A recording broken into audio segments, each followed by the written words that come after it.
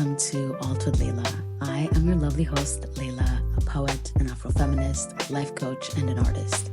Really, what I am is a magician. And Alt With Lella is a lifestyle podcast that offers you alternative ways of feeling, thinking, and living outside of societal conditioning from an Afrofeminist perspective. Alt With Lella mainly serves as a prompt to the listener to rethink and reflect on what we accept as norm, culture, and heritage.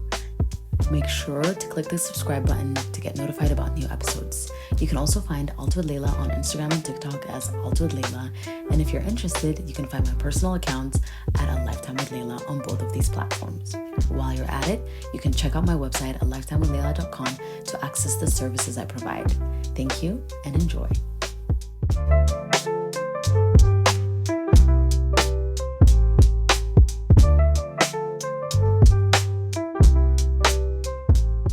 Hello and welcome to the 6th episode of Alt With Lella. I am very happy to be here. I'm very excited to be here. And I really appreciate you for sticking around and listening to me yap. So as you can tell by the title, it's called Enlightenment. Is that you? And I thought that this is the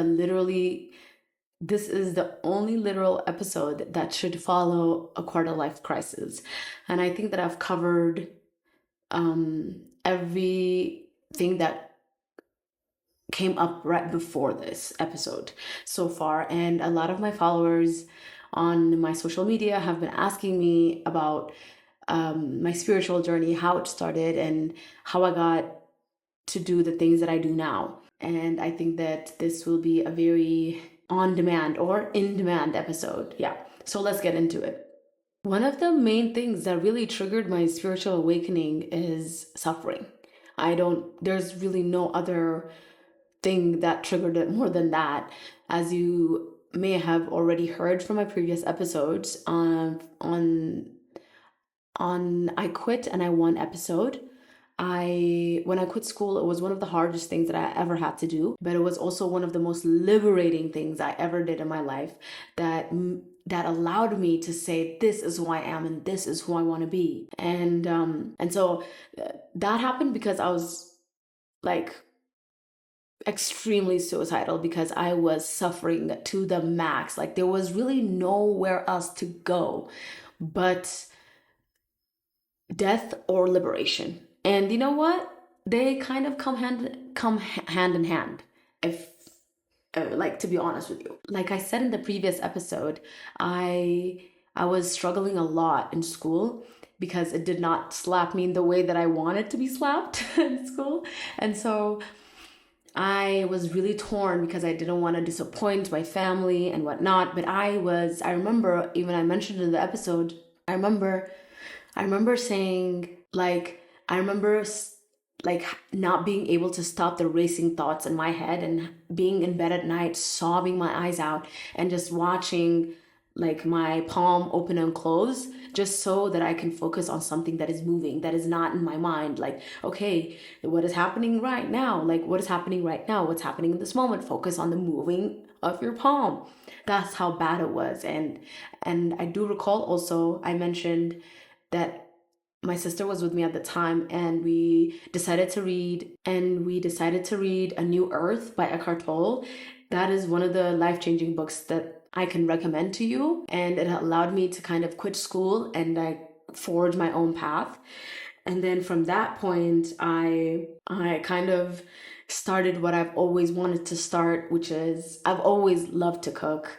It's one of my favorite things. I can just, first of all, I'm doing it mostly alone, which is yay. I love spending time alone. And I remember when I was a child, I used to cook a lot of nice foods. It was just like my way of contributing to my family, my way of showing love to my family. And I didn't have to learn how to cook. It was just like breathing. It was very natural to me. And you know what? My food is also pretty damn good. Not to toot my own horn, but tooting my own horn.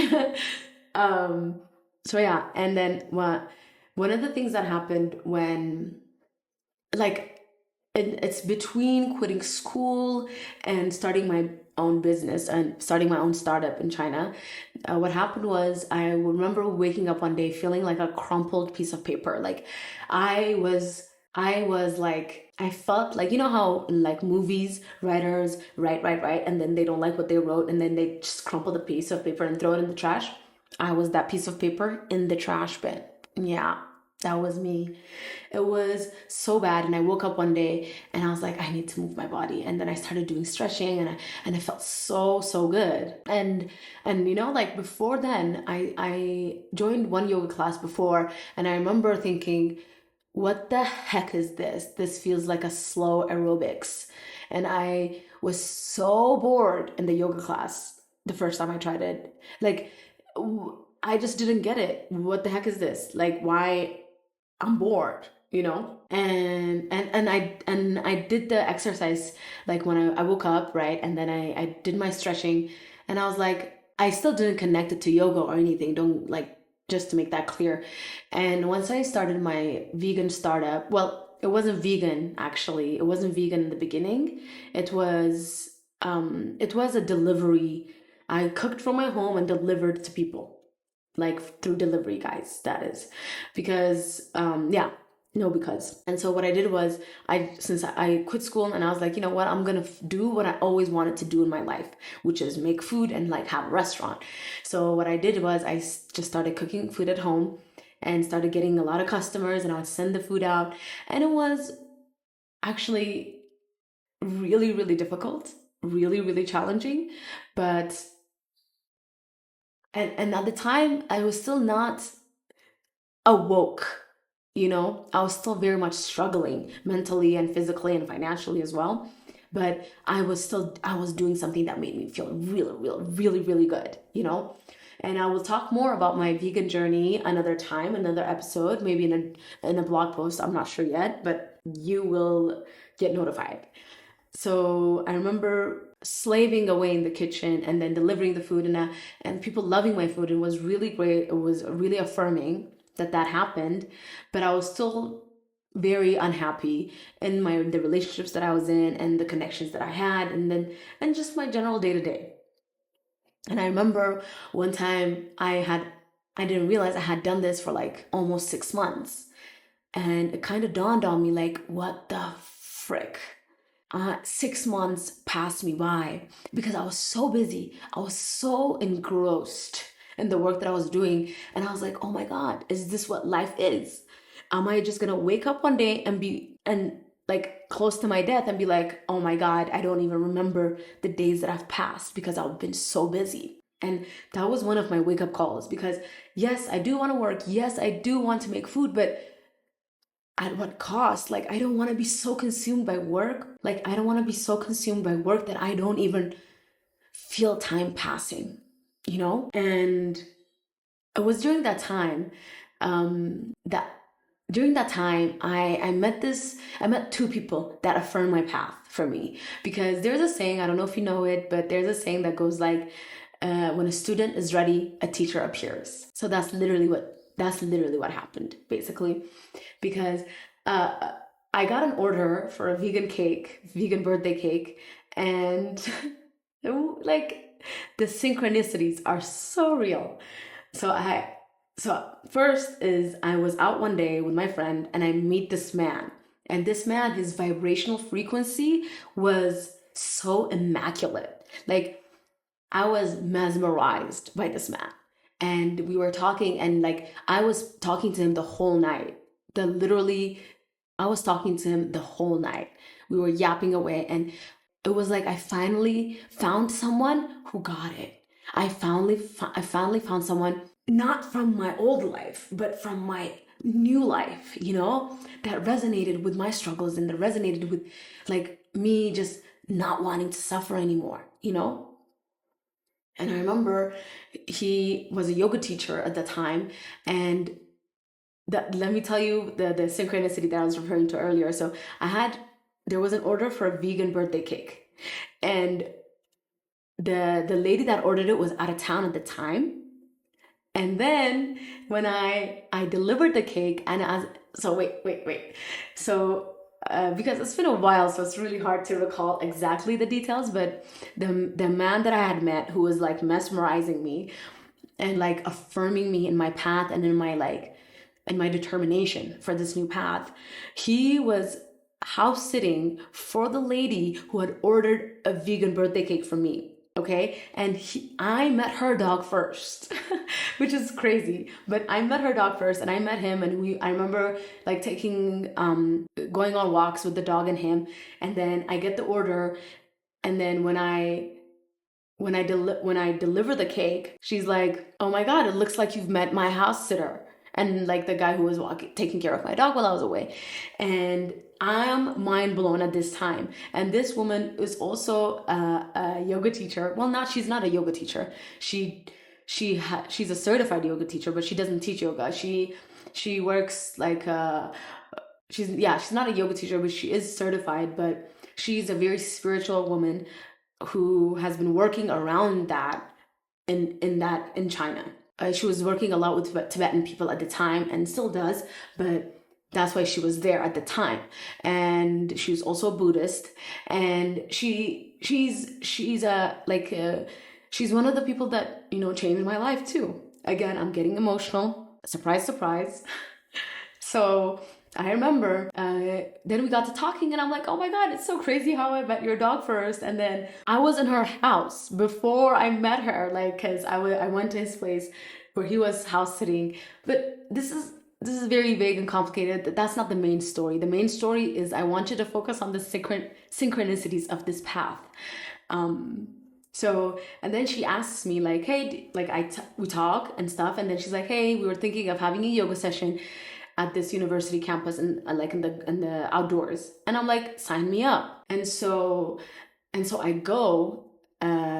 He was there, she was there, their dog was there. Well, I don't know if the dog was there, but most likely was. And then there was a bunch of other people, and then she guides this yoga class. And tell me why I was sobbing at the end of the yoga class, because she actually, it was slow. It was exactly like the one I had before, but she was explaining to me what exactly was happening when I was moving my body, what we're doing, because yoga is not an exercise. Yoga is a practice. It's not a workout.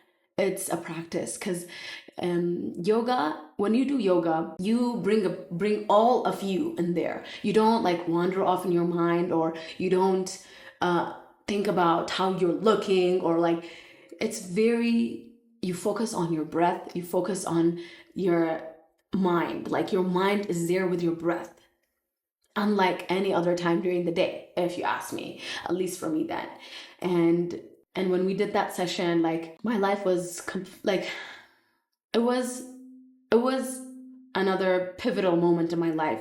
And I was like, oh, this is what yoga is. Okay, I get it. And then from that point on, I kept on practicing yoga and doing yoga. And then, yeah, so I started doing a lot of yoga from that point on.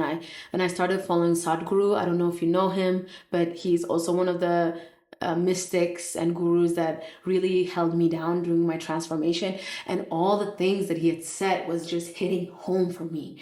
And that's when, like, I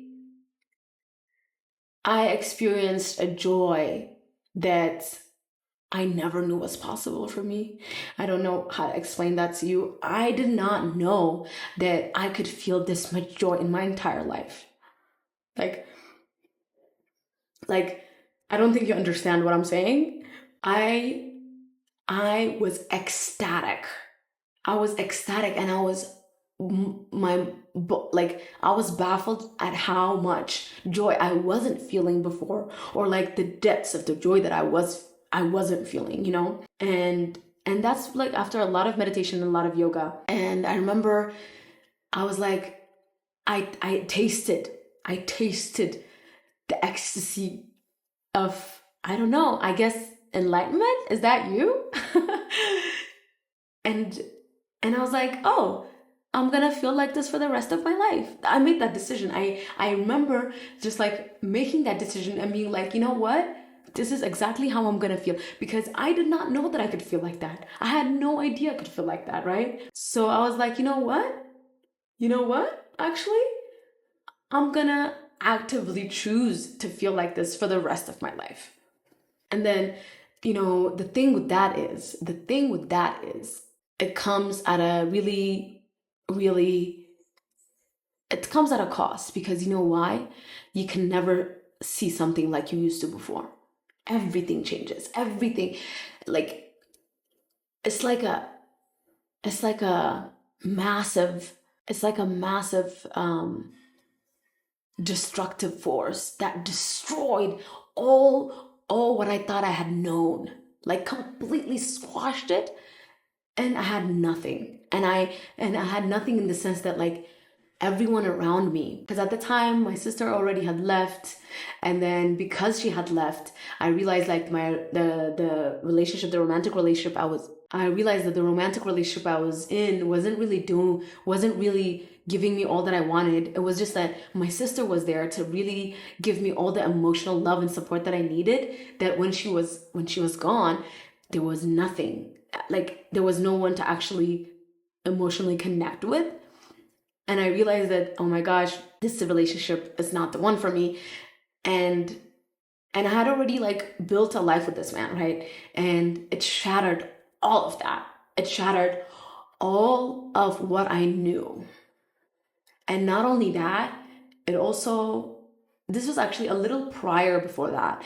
That's when I decided that my food startup was gonna be vegan, because I was spending a lot of time with meat at the time, cooking meat, because before I would just buy meat for me or the people that I'm cooking for and then use that. But now I was cooking for a lot of people, and I was dealing with a lot of meat. And then I remember, like, being like this actually happened before my sister left. So I just want to give you a little bit of insight on that. So I was cooking with a lot of meat, and I remember asking my boyfriend at the time and my sister, I was like, hey, does this meat smell weird to you? And they're like, no, it doesn't. It smells like meat. And then I started getting paranoid. I'm like, I don't want to give people bad meat, blah, blah, blah. And then suddenly I realized, oh my gosh, it's fucking dead. It's fucking dead. It's fucking dead. Like, of course it's bad. Like, of course you're not like, you're not like, of course you're getting more paranoid, like, because my awareness expanded, because I started becoming more sensitive to subtle energies, whether they're there or not, you know? And I decided to, because I was like, this is fucking dead. Of course I'm paranoid. It's dead. And before I even stopped cooking with meat, I stopped eating it. And I remember, because I used to love meat, I remember I went to a steakhouse, and I love steak, and I couldn't eat it. I just wanted to try, like, is this really true? I just wanted to try, because it's just really how I feel. And I went, and I was like, I had the grilled vegetables on the side. That's all I had. That's all I had. And then I decided that Home Foods, which was my startup, is gonna be vegan from now on, which was one of the another greatest decisions I ever made. And then it was after that that I was started making vegan food and vegan cakes. And then that's when I also met the man that I referred to you earlier about, and then that's when she ordered the cake. And then, yeah, because I became vegan, because my startup became vegan, and I was catering to a whole different type of people, if you will. And because back then at China, it was 2016, it's really, veganism was not really a thing. So the people who found me or my services are the people who probably would have never found vegan options there, you know? Of course, there's Buddhist restaurants and everything, but like vegan cookies and cakes and whatnot. So that's one of the reasons that led me to her and led me to them, to the people that resonated with the next phase of my life, if you will. So so back to being feeling ecstatic sense of joy, right? So what had happened was, because I was so liberated, that, like, I felt like a walking, talking sun. like a ray of light, if you will. Like I was extremely ecstatic, and like I told you that I decided to feel like that every day of my life, and because of that, like when you are liberated, it comes at a cost. It destructs all the things that you thought you knew, and all the relationships that are no longer a vibrational match to you. And so it really shattered all of my connections. My sister had left, and then my partner at the time, I felt like it was just no longer a match for me, and I had to break up and I had to leave. So I had to get my own apartment. But then what I noticed was that I did not want to do deliveries anymore because I did not feel connected, because I told you earlier, it was so daunting for me to slave in the kitchen and then time pass me by like that and not be aware of time passing. And I realized, like, my thing is I want to see the people enjoy my food. I want to connect with people. So when I ended things with my partner at the time, I found a new place. All of this is blissed out. I'm blissed out. And so I paused my startup.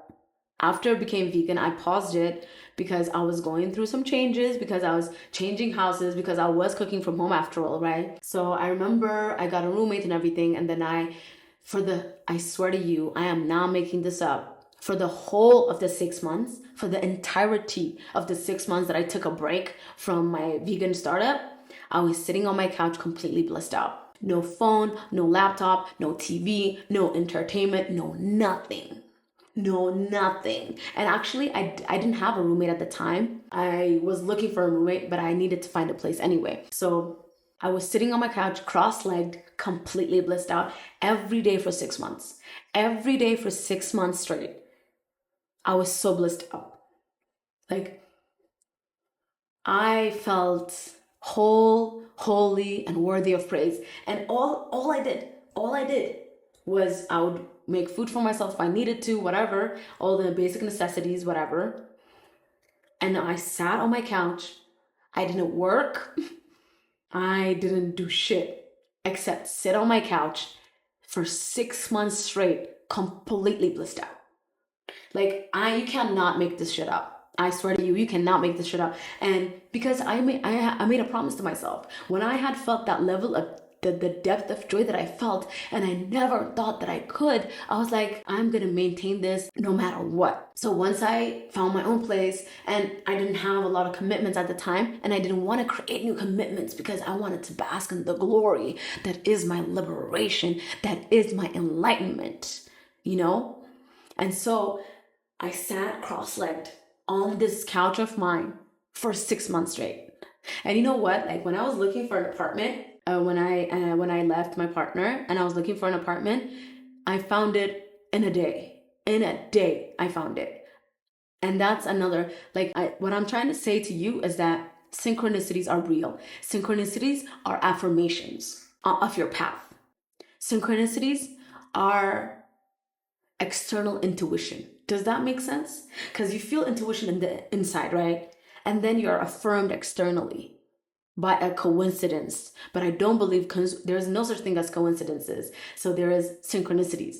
There's affirmations of your path, affirmations of your intuition. And so I got my own place. The landlord was amazing. I paid what I had to pay, and I sat for 6 months straight. I sat for 6 months straight in a cross-legged pose, completely blissed the frack out of my mind. The frack out of my mind. There was nothing I needed to be elevated. I didn't even want to be diluted by any substances or any parties or any fun. I wasn't interested. I was just sitting at home, blissed the fuck out. And from that bliss came a brand new idea of kitchen takeovers. What are kitchen takeovers? I'm sure I don't know if you've heard of it, but I decided, you know what I thought? I don't know, because this path is when you believe in it, when I say this path, I mean your path. When you show your conviction and your faith and your loyalty and your commitment to your own path, your path will be like, I got you. I got you. I will give you whatever you need. If it's an idea, if it's a brand new idea, innovative idea to lift you, support you, affirm you, show up for you. Because, it takes two to tango. You know what I mean? If you trust yourself, if you believe in yourself and what you do, that's all that matters, because it will show up for you. It will not let you down. That is what I learned, because after 6 months of like not working and not knowing how to proceed, because I did not have the funding to like start a new business or rent a restaurant space or whatever. That's why I started it as a delivery thing. So at that point, a brand new idea came to me, which is a kitchen takeover. And what is that? That is, I was like, I need a space to cook, but I don't want to own the space. So I was like, can I talk to bars and restaurants to like rent their kitchen for like a couple of times a week or dinner times during the week, so I can make my own food there and then sell it to my own customers. And then I started talking to like, bars and restaurants that were available. And I found one, and again, another synchronicity was the owner of that bar was gonna be out of town. The main guy who cooks food there was gonna be out of town. And he was like, when I told him that, he's like, this is perfect because I'm gonna be out of town for like a week. Can you take care of the food? And I'm like, I got this. And so not only did I need, because normally he would have just hired somebody else to cook the food that he does. So, but for me, I could bring my own brand in there and promote my own food and have my guests meet me. Because one of the things that I was really missing out, and I just felt like I was just in a little box in the kitchen, was I wasn't meeting the customers that loved my food. And so I started doing kitchen takeovers. I only did dinners for the first week. So yeah, I was just doing dinners, and during the first week of that time, I met the people that are still in my life today. I met people like, actually, I'm getting really emotional again, because when I was cooking that week for dinner, and I would like serve the food too, because I just wanted to meet the people. And I swear to God, like people were like having my food and like crying. And I was like, because they were like, oh my God, this reminds me of my mom's food or whatever. And I would go out, and like after closing, they would still stay there after closing, and we would hang out. And it was the most affirming thing for me and my heart and my soul. And I met, like during that time, I met the most fundamental people in my life today. And I kept doing that for like I kept doing the vegan start, like a vegan sorry, and I kept doing the kitchen takeovers for another year and a half. No, maybe 2 years, yeah. In that same place, because we got along really well there, and we had a lot of good chemistry. The people that we shared a lot of similar values from the business owners there. So it was such a fucking hit. Like, and every day I was so happy. I was still so blissful. I was still extremely blissed out. While still cooking in the kitchen. And then when I tell you, I was cooking so much because I was a one-woman show. Because again, I wanted to make it very affordable, because I wanted everyone to give vegan food a shot. Because again, back in the day, vegan food was not really a thing. Yeah. So I was doing the promotion, designing the flyers, cooking the food, prepping the food, serving the food, talking to the customers. I'm not gonna lie, I burnt out after 3 years. I got burnt out, and that's why I still haven't started any vegan or any food startups, because I am deeply traumatized by the slaving in the kitchen that I did. But I cooked so much, and I slaved so much in the kitchen, joyfully, happily. But to the point that I used to cut myself, and when I cut my hands, I didn't feel it anymore. I didn't feel any cuts anymore, That's how desensitized I was to the kitchen life. But all this to say that when I followed my true calling, people, because like, how they say, nothing, just like, how they say, what is meant for you will never pass you. But the caveat, or the catch, is that You have to be yourself. And you need to know who you are in order to be yourself. Because if you are not yourself, what is meant for you will pass you by. Do you understand? That's why your authenticity is your highest priority. Because people need to come to the person who you are. And so when you are not being your true self, and people you meet are not the people you're supposed to meet, because you're not being your true self. You know what I mean? And so things will pass you by because you are not being yourself. And so the things that come to you are for the person you are being, not for the person you are. Do you understand? I will say it again, and I'll say it again in the future. Your authenticity is your highest priority. Because all you have to do is be yourself. Because you don't need to become anyone else or do anything more to be deserving of what you need, want, and crave. You just have to be true to yourself, and everything will show up for you. And live on that. I stand by it. I lived it. And as per usual, I'm gonna read you a poem. Again, this poem doesn't have a title. I'm pretty sure you're used to that by now. So here goes. I am a result of a series of alignments that cross paths, a dot of precision. The stars, moons, and suns are the real DNAs that's created this mass. I want to say predetermined, then delivered to live, experience events only to make me realize I never had a say in this matter. I am a guest to my own show, if that makes any sense at all. Insane. And because Alt With Lella serves as a prompt to the listener, I urge you to kind of contemplate on what authenticity means to you. Who are you? Like, as in, how do you want to really show up in the world? And are you showing up in that manner? And when you talk about, oh, you are not getting the things that are meant for you, I want you to take a look at who you are being in that moment. Are you, because when you want something, you need to be the person who has that thing.